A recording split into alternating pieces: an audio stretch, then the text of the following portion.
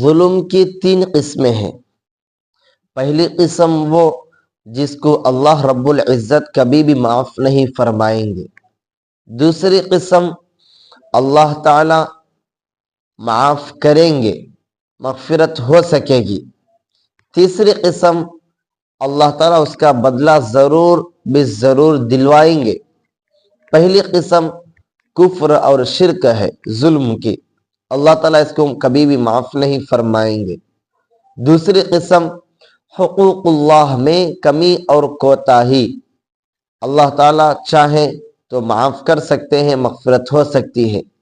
تیسری قسم حقوق العباد میں کمی اور کوتاہی، اللہ تعالیٰ اس کا بدلہ بندوں کو، جو بندوں کا حق ہے ان کو ضرور دلوائیں گے۔ اس لیے جہاں تک ہو سکے تینوں قسم کے ظلم سے بچنے کی کوشش کرے۔